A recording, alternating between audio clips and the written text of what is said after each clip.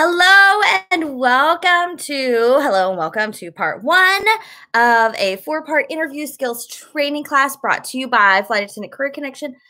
And I'm Abbie Unger. I'm the owner of Flight Attendant Career Connection, and I'm excited to be teaching this class for the first time on YouTube. It's not the first time I've taught this class. I've taught this class several times, but usually in my private Facebook group. But I decided that we're going to start switching some stuff up at Flight Attendant Career Connection. And so I'm teaching this 4-part interview skills training class for free on YouTube. So if you're watching the replay in the Facebook group, you know I love you. I'm glad. Thank you for that. If you're watching this on YouTube, I would love for you to subscribe so that you can get notifications when I upload new videos and when I upload and when I go live. So like I said, this is part one of a 4-part interview skills training class. So for over 5 years now, I've been helping aspiring flight attendants reach their career goals faster and with less frustration. And I do that through a couple different ways: classes like this one, paid classes, interview coaching. I have resume services, books, workbooks, resources, and but this is one of the free resources offered by Flight Attendant Career Connection, and it is an interview skills class. So the way that this is going to work is today I'm going to be teaching part 1, and these are tell me what you think questions. And then over the next 3 days, I'll be teaching the other parts of the 4-part class. We're going to go over STAR format. We're going to go over onboard situational. We're going to go over personality questions. And so you will have a really, it's a broad overview of all the different types of questions that you will encounter in a flight attendant interview, with some tips and guidance on how you can best answer the question based on your specialness. So I'm not going to tell you, here's the answer to this question. Write this down and memorize it, because that's not how it works. That's not the best way to be successful. And, honestly, we're never trying to trick or manipulate the recruiter into hiring us. We're not trying to figure out what they want and then pretend to be that. You're just trying to be your best self and show them exactly what you bring to the table, because I believe that if in your heart you want to be a flight attendant, then that is part of your destiny. And I want to help you get there. And so today, let's go ahead and start talking about today's lesson. So another reason I'm doing this on YouTube is because Facebook is being weird with my videos. And so we had this class and I had the links all together, but they took down some of my videos. They didn't like them. So YouTube, now we're heading over to YouTube so I can have a little more control of my content. So someone was saying in the Facebook group that they will never sign up for a Google account. So if you're watching this, hopefully you're getting to watch it through the Facebook group, but it's just how it's going right now. This is the interview skills. No, this is the interview workbook. This one is my copy. It says 2018. It's been updated. So when you go today to purchase this workbook, yours will be 2019. So it'll be updated a little bit. I kind of go over it every year, sometimes more often, just to make sure it's up to date, make sure it's relevant, add in some new questions that I've encountered. But this is going to be our textbook for this training, so I really recommend that you get it. It's a digital download, and you can purchase it. It's broken into 4 sections, just like this class, as well as you get a couple free bonuses. You get some city codes to start studying. You get a special tutorial on the video interview, which is sometimes tough to be successful with, and you get a copy of my Amazon bestseller, Looking Skyward, Turn Your Flight Attendant Dreams into Reality, which is a book. So I really recommend that you get this. It's, like I said, instant digital download. So you get it right away. Let's dive into today's class. Tell me what you think questions. So there's a lot of, if you do research on about flight attendant interviews, you will see a lot about STAR format. And people will say, make sure you always answer in STAR format, STAR format, STAR format. So I will talk more about this on STAR format day, but first, I want to start out by saying not every question you're asked is a STAR format type of question. That is a specific style of questioning. It's a behavioral-based questioning style that most airlines, I think every airline probably uses at least some of these behavioral style questions that do require you to put your answer in STAR format. But you do not STAR format every single question that you're asked. So this is a different type of question. This is tell me what you think. And these are questions where you're telling them sort of from your heart, from your experience, from your feelings, from your emotions, what you think about different things. For example, why do you want to be a flight attendant? So it's sort of like, why do you think you want to be a flight attendant? How do you feel like your previous experience has prepared you to be a great flight attendant? Why do you think being a flight attendant is a glamorous job? Do you think that you would be a good representative of United or Spirit or American Airlines? So what does great customer service mean to you? Tell me about the responsibilities in your current position. Tell me about your strengths. Tell me one of your weaknesses. These are all questions that should not be star formatted. So sometimes when I work with clients, they're like, I'll say, okay, so tell me, why do you want to be a flight attendant? And they're like, okay, let me get the star situation. I'm like, no, it doesn't fit. This is why it's so hard. This is why you think star format is hard, is because you're trying to star format all your answers, and they don't all need to be, or even can be. So today's section, tell me what you think questions. These are the questions when you get to share about yourself with your recruiter. This is the part of the interview where you get to tell them why you want to be a flight attendant, why you're sitting here, why you're putting yourself through all these hoops, working towards your goal to become a flight attendant. You get to tell them about how your experience has prepared you. You get to tell them about your personality. A thing to remember when you are starting to study for these questions is that airlines hire for personality and they train for skill. All right, so let me say that again. Airlines hire for personality and they train for skill. Okay, so when you are trying to decide what you're going to include and what you're not going to include in your answer, you want to make sure that you are including things that are more either personality or experience based and maybe less training based. For example, like I get asked the question a lot, should I learn CPR to become a flight attendant? Will that look good on my resume? Do I need to learn how to do it? Will it show that safety is important to me? And my answer to this is kind of a two-part answer. First of all, you don't need to learn CPR to be hired as a flight attendant, because they will teach you CPR once you're hired. Everyone will learn it, whether you knew it before or not. Everyone will become certified in CPR, on the defibrillator, other sorts of, basic medical things. So no, you don't need to learn CPR to become a flight attendant. But this is a little bit of a personal soapbox of mine, because I think that everyone in the world should learn CPR as a matter of personal responsibility.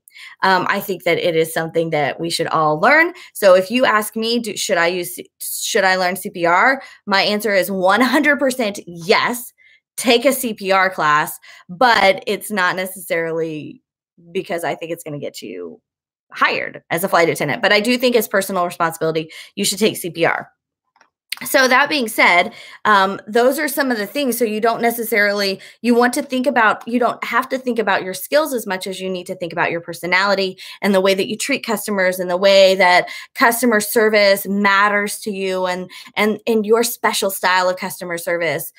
Those are the things that you want to start really thinking about when you are starting to study for these tell me what you think questions. Okay. So they don't need to be answered with a story, which that was kind of the thing I was saying about the star format. We're not going to tell a specific story like you would with a star format question.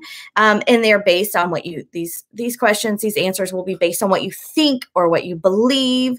And this is a chance to share the awesome personality that you possess. Tell them about your natural love for people and your inclination to serve and help. So one of the reasons that we all want to become flight attendants is because we love people and we love to travel. And that is so basic, like #basic, that for years, probably like 40 years, it's been the cliche that recruiters have asked you not to say, I want to be a flight attendant because I love people and I love to travel. But at the very basic of it all, I think that is the foundation of everyone's desire to be a flight attendant, because why would you do this if you didn't love being around people, love being around groups of strangers, and if you didn't like traveling to different places? Seems like there would be other jobs that probably pay more and are easier to get that could satisfy other desires that you have for being a flight attendant. So we all do love travel and we all do enjoy people. So one of your goals is going to be a way to say that so that it's interesting and it's not cliche. Part of the reason I get this question a lot about the travel.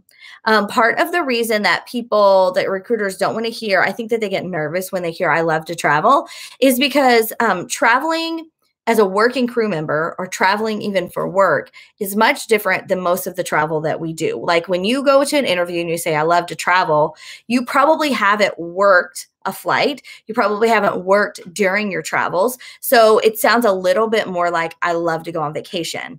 And so that is not really what you're signing up for. And so I think that's part of the reason that it makes recruiters nervous. It would be like if you were interviewing to work on a cruise ship and they said, why do you want to work for our cruise ship? And you said, because I love to cruise. I think it's fantastic. I enjoy it. I've been 35 million times and I just love cruising. They're going to be like, you're not signing up to like go on a cruise, right? Like you're going to be working.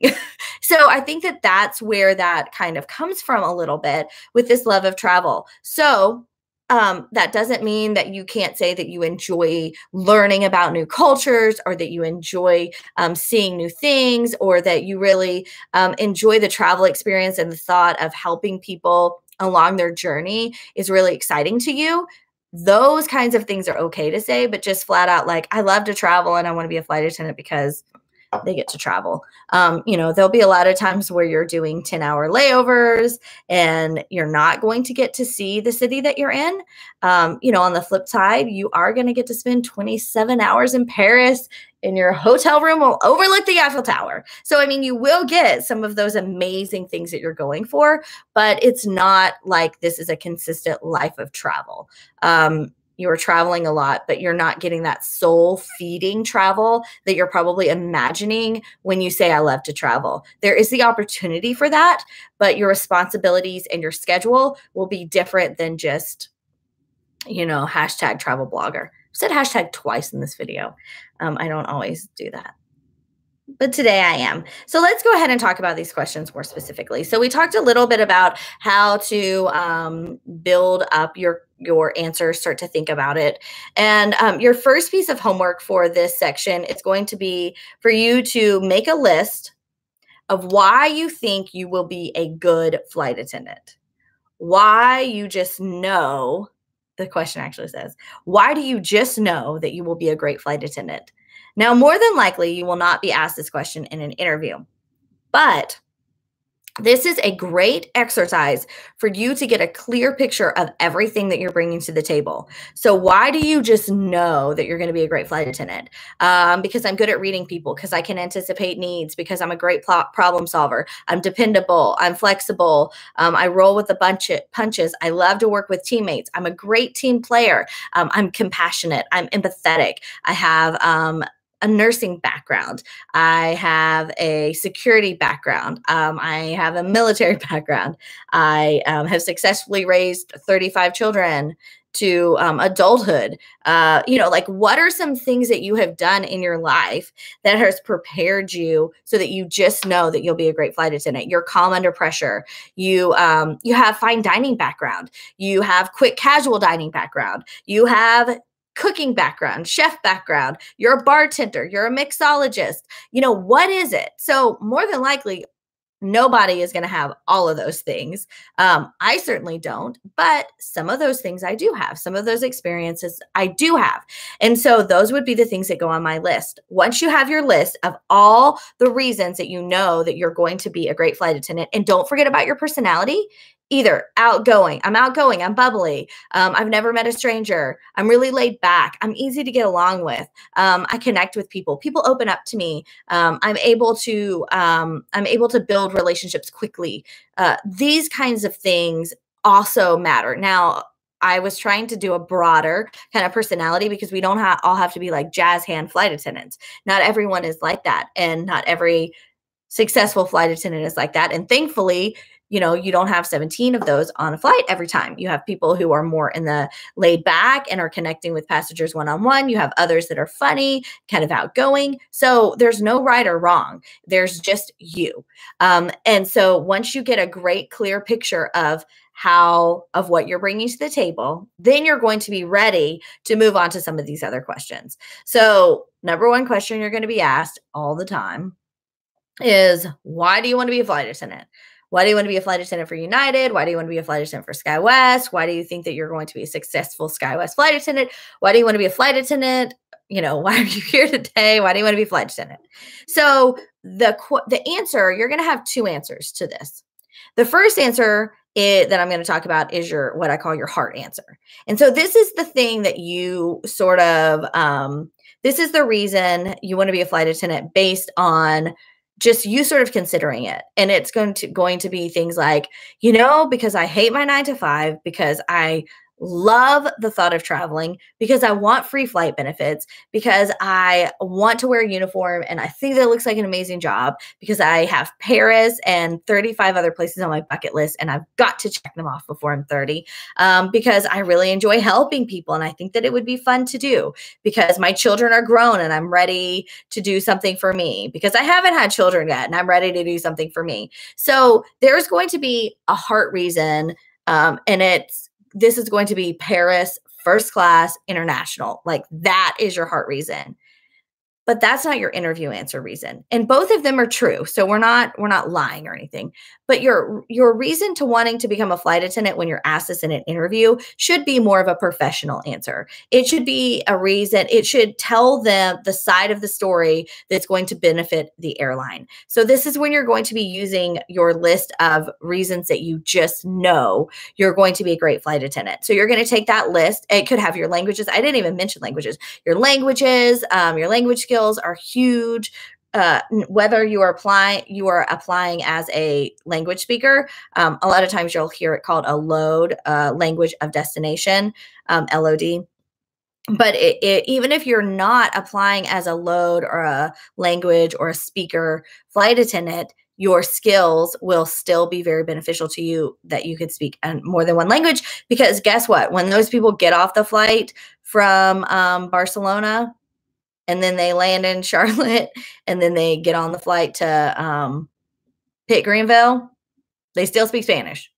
So if you're working that flight, you can still be helpful to them. Yeah, so that's why the language skills still matter, because these passengers, once they get into the hub city, they go somewhere else, and they usually will end up getting on a smaller aircraft at some point. And so that's why your language skills still are super important. Don't hide them because you're like, oh, well, this isn't a speaker position and they don't fly to Spain. Well, they still got people who speak Spanish. So good. You can serve them. Don't forget that kind of stuff. So why do you want to be a flight attendant? This is the second answer, is going to be your professional answer. It's going to talk about what you bring to the table. So I want to be a flight attendant because I'm really good at this, this, and this. And I feel like I can help and serve customers by doing this, this, and this. So it could sound something like this. I would like to be a flight attendant because I really enjoy helping people, serving them, meeting their needs. In my current position with Bank of America, I have the opportunity to not only build relationships, but look for opportunities to really serve my customers when they come in, whether it's cashing a check or opening a new account or even just answering a question about the way things work. I really enjoy that kind of interaction with my customers. I also would like to be a flight attendant because I feel like my background in retail, as well as, currently in the banking center, has taught me a lot about security and how important security and safety is to keep me safe, to keep my teammates safe, as well as to keep my passengers and the company's assets protected. So I feel like I do have some experience doing that I think would be beneficial to me as a flight attendant. And I also really love being a member of a team. I feel like that's where I excel, and that's where I am my best, is when I am able to collaborate and work with teammates to accomplish a goal. So I feel like my background and my personality, as well as things that I'm good at, have really prepared me to be a flight attendant. And I think that, and that's why I want to be a flight attendant, is because I think that it's something that I could do well. Okay, so that was sort of an example. I was using some of my background. I did work for Bank of America before I got hired as a flight attendant. So you may have noticed, hopefully you noticed, that I also highlighted sort of what I call the 3 pillars of the flight attendant career. It's customer service, safety, and teamwork. So every time you have an opportunity to talk about customer service, whether you're giving an example or you're talking about your love for it or you're describing how you give great customer service, that is, you want to take that opportunity. Safety, what's the number one responsibility of a flight attendant? Number one responsibility of a flight attendant is not customer service. It is safety. And then, so that's always important to note. And, when I worked at Bank of America, I was not the security guard. So I was a teller. So no one would, I wouldn't, people wouldn't say, oh, she's in a security job. But, if you've worked at a bank, you know that there's opening and closing procedures. There's where you put your confidential information to go to the shred container, as well as keeping your teller drawer at a certain amount of money and your vault in the back at a certain amount of money, and all these regulations and all of these procedures that help to protect the company's assets. And it's like that in most industries. If you're a teacher, you wouldn't say, I want to be a teacher to protect children. You would say, I want to be a teacher because I want to make a difference. I want to educate children. I want to give children an opportunity to learn and grow. And I enjoy that. And that's what feeds me and my soul. That's why you become a teacher. But, especially in today's day and age, you do have a lot of security training. You have a lot of security responsibilities that are not traditionally a teacher job. So you are practicing lockdowns. You are, you know what to do if there's an active shooter. There's a policy to follow. Fire, earthquake, or wherever you are. Earthquake, tornado, volcano, flooding, wherever you happen to be. All of those things are part of your responsibility as a teacher. So even though that's not like what a teacher does, there's still a lot of training that you get, that you bring to the table. And so that's why when you're making this list of why you're going to be a great flight attendant, hopefully it will cause you, instead of looking at why do you want to be a flight attendant and starting there, if you just list out everything that you've done and everything you've learned that's going to contribute to your success as a flight attendant, then it will help you to sort of expand those borders a little bit bigger. So that was an example of why do you want to be a flight attendant? Oh, and then the third one was teamwork. I forgot I was doing my pillars. Safety, customer service, and teamwork. Teamwork is another big one. Even if you were applying for or interviewing with a regional company that is a single flight attendant, which there's not that many anymore. Honestly, a lot of the regionals have grown a little bit. So a lot of the aircraft does have 2 flight attendants. But even if you are a single flight attendant, which I did have the opportunity when I worked for PSA, I would occasionally, we had 2 types of aircraft, I would occasionally work by myself as a single flight attendant. And that made me really nervous at first. The thought of that was scary. I felt like I would be alone. But if you've ever done that before, then you know what I'm talking about when I say you're really not alone. Your pilots are super aware of the fact that you are the single flight attendant. So even though they can't come out of the flight deck, they are a big support and a big teammate. And then even on the ground, you're working really closely with the rampers, with the customer service agents.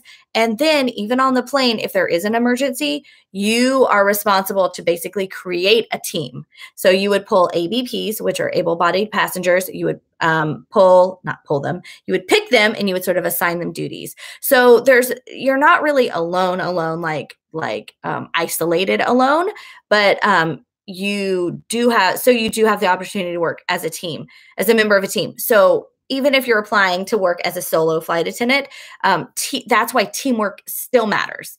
We're still all working to get this plane out on time. All of us, all dozen of us on the ground, in the airport, in the front, in the back, everybody's working together. So that is something to keep in mind too. All right. So that was why do you want to be a flight attendant? A little example about that. Let's continue on and talk about a couple more questions. Again, if you're just joining me, I'm working out of the Flight Attendant Career Connection interview workbook that you can get as an instant digital download. And we're just kind of going through some of these questions. Let's talk about branding. We're going to talk about branding, then we're going to talk about strengths and weaknesses. So let's talk about branding. Now, over the last 24 months or so, the airline industry has gotten really particular about branding, about their branding. So I think, I think that it's because there is more competition and there's so many differences now between the different airlines that are out there. You have low cost carriers, ultra low cost carriers, you have legacy carriers, you have mainline carriers. Like there's just a lot of different airlines. There's a lot of different types of product to choose from. For a long time, there was basically one product, and then there was Southwest too over here. So there was like mainline, there was like Delta, Northwest, United, Continental, US Airways, American, Alaska. I don't know. I think that's all. I'm sure there's more. And then if you go back another generation, those even break out into like more. But so they were all very similar, you know, first class, domestic. They were just the services were similar, and so you would kind of look at routing, and you would kind of look at pricing, and you would kind of look at you know, some of those, you know, who you have your mileage with, but there was no huge difference. But now, and then Southwest came on board, what, 49 years ago, 48, 49 years ago, and sort of created its whole new industry, a whole new product and a whole new branding within the industry. And they changed everything. No first class, no meals, no hub and spoke model, although I think they are hub and spoke now, but no hub and spoke model, more point to point. So they really sort of changed up the industry. But even then, they were kind of on their own and they were super successful, but they weren't really competing as much with like Delta because they're such different products. But now the marketplace is full of all different choices. So there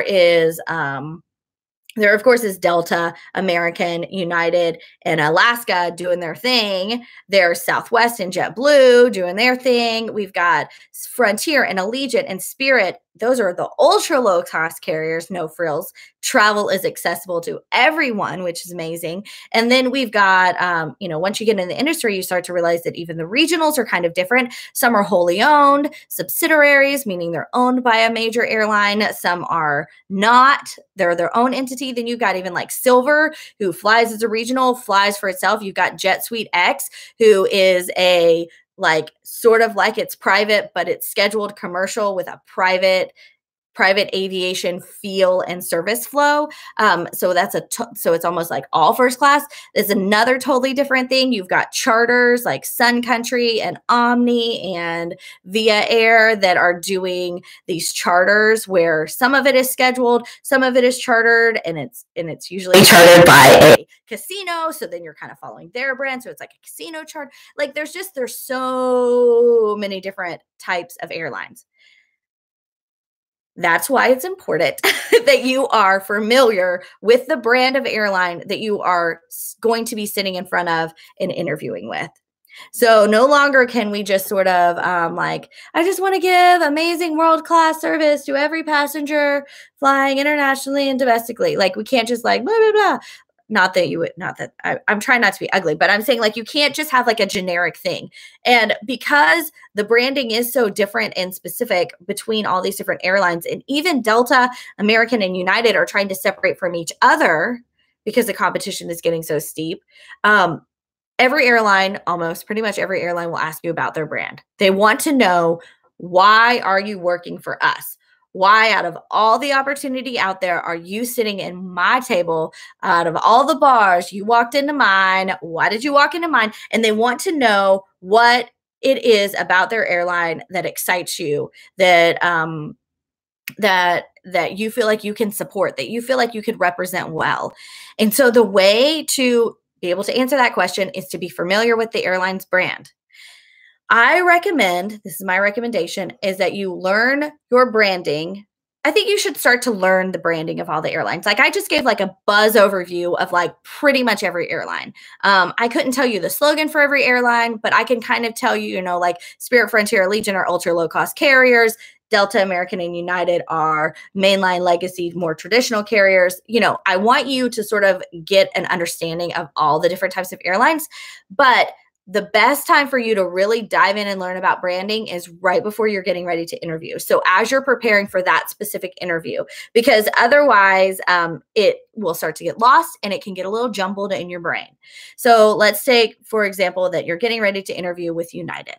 So I get a video interview invitation for United. I have 3 days to do it, or I get invited to the face-to-face.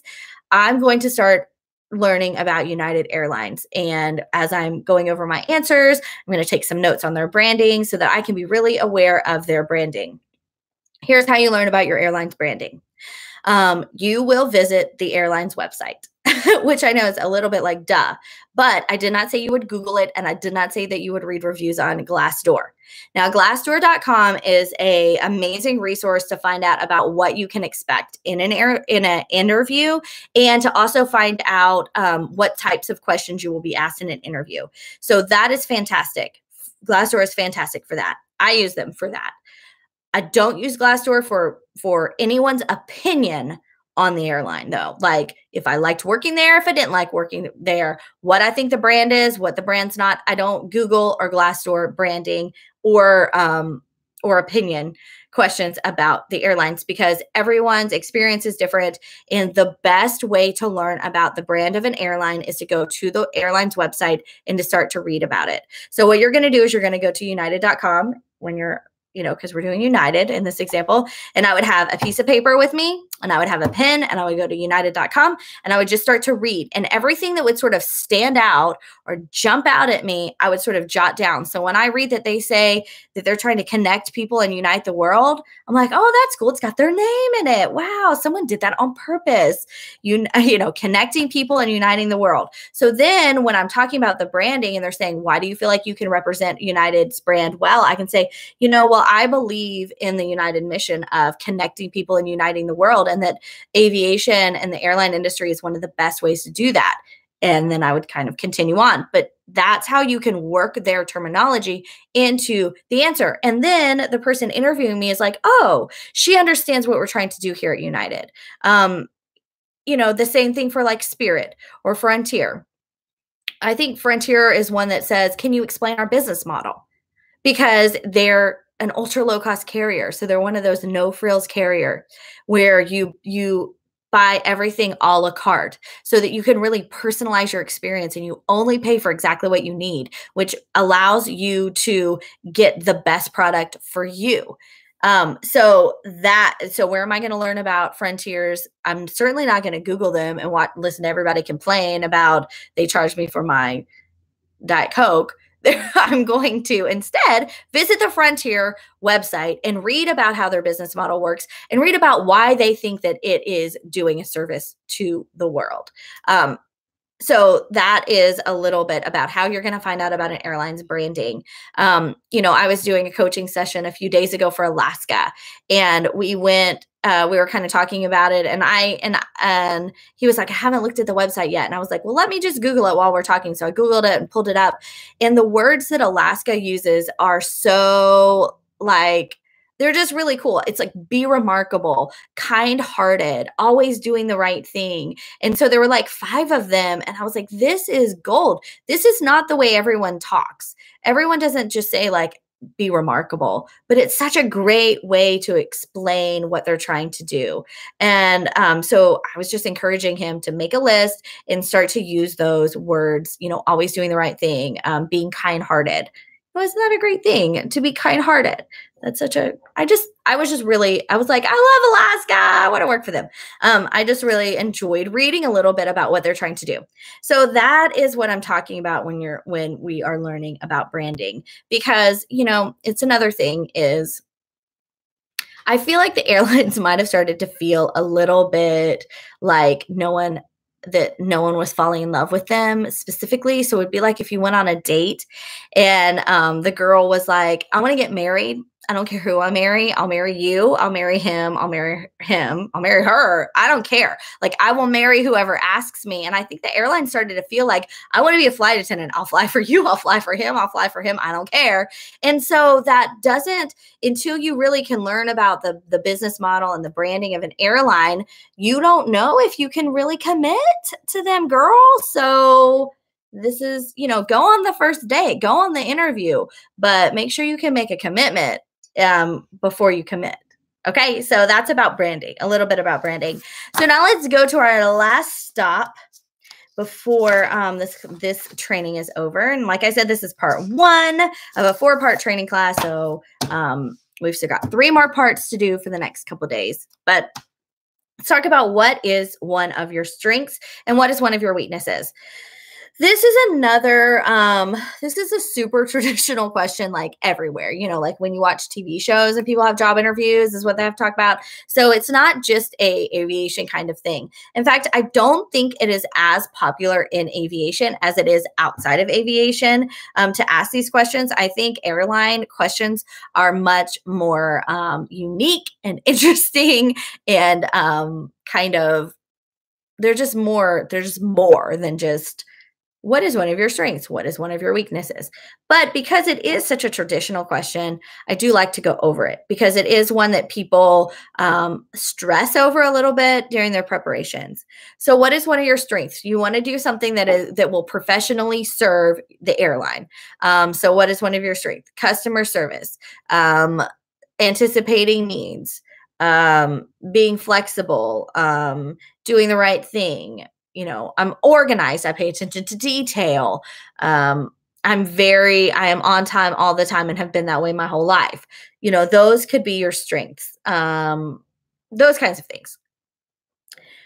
Strengths I think are easy. So I'm not going to go into it a ton, but I do think weaknesses are a little bit harder. They can be a little bit tricky. So if you're applying, if you're interviewing with a funny airline, you can kind of take like the easy way out and you could say like chocolate.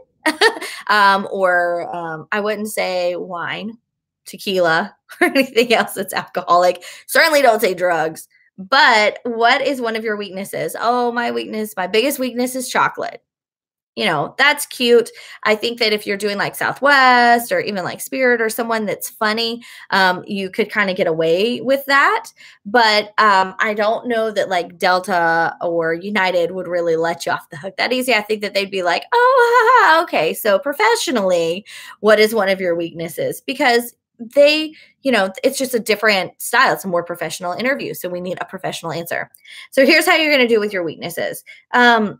You want to try, the tricky part of this is about telling them something that is true and honest without without disqualifying yourself from the job. So you want to stay away from things like, oh, one of my weaknesses is being on time. I really struggle with that because on-time performance is huge for the aviation industry. So there's a couple different ways that you can do it. Whatever you pick for your weakness, part of your answer when you're talking about your weakness should be how you have overcome that weakness. So for example, you could say, well, I feel like this is like what I would say.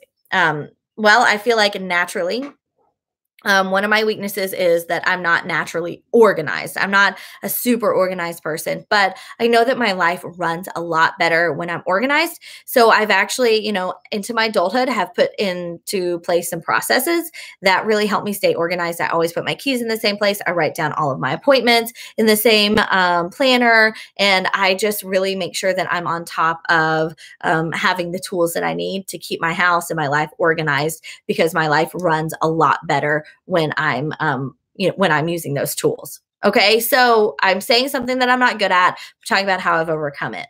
And like I said, the only one that you want to make sure you don't use is like on time. Like I used to be late everywhere and now I wear a watch or something. I don't think that you're going to think that's enough of a change. That's just like a big red flag. So other weaknesses could be, I had one client who said she has really bad handwriting, which this totally could have been me too. I was like, I love this answer. I might take it. I'm not interviewed to be a flight attendant, but maybe one day, then I'll have one in my back pocket. But she said that she has really bad handwriting, but sometimes she has to fill out reports for work. And so when she has to fill out those reports, she's very careful to make sure that she is writing legibly and that the information is in the right place and that everything can be read. Okay, so she's talked about, I'm not great at this. This is a weakness of mine, but here is how I have how I have worked on it. Some people will say they work too hard, they have trouble saying no. And then the way that they fix those things would be that they make sure that they take time for themselves, that they eat right, that they exercise, that they keep themselves healthy. Those kinds of things could be the way that you're overcoming these. Because I work too much, or I take on too much at work are like the classic answers, and they're fine to use. You just need to, if they're true for you, you just need to personalize probably how you've overcome it, like what you do. Do you do yoga every morning? Do you make sure that you have a green smoothie every day because it helps you be able to say yes to more things? Do you make sure that it's important to you that you have a nighttime routine so you can always fall asleep right away when it's time so you can be well rested? What do you do to make sure that your weakness of saying yes to everything is not detrimental to you? Okay, good. So this is my first time kind of doing this. Oh, okay. Oh, someone wants to see my feet. Oh, that's weird. Hold potentially inappropriate messages for review. I'm looking at the side. No, you can't see my feet. Hi, Ralph. I'm glad you found it. Okay. So, that is a little bit about the, I'm a little thrown off by the feet, guys. Can I see your feet? This is why I usually do these in the Facebook group. It's a little bit safer, but we're branching out. We're being brave. I'm a big girl in a new big world of YouTube. Thank you for joining me today. Right now, this is the first one but if you're watching the replay, then I'm going to go ahead and invite you, because if you're watching the replay, more than likely there will be available already the other 3 parts of this training. So this is a 4-part interview skills training class. I love teaching about interview skills for aspiring flight attendants because I believe that interviewing skills are a skill. That's kind of redundant, but because it's a skill, you can get better at it. Like some of us are born better at basketball than others, but that doesn't mean that if we didn't all play basketball in practice, we would be better at it. And the same is true for interviews skills. So some people are naturally better interviewers than others, but if we all practice, we can all get better at interviewing, because interviewing is a skill.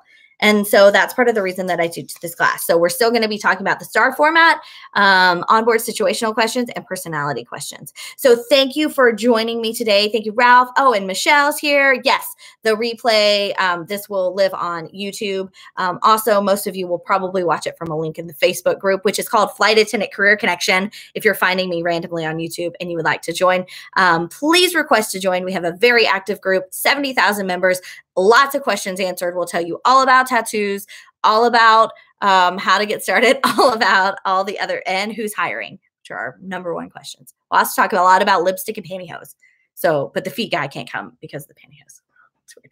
All right. Well, thank you for joining me. I'm Abbie Unger, and I will see you next time. Bye.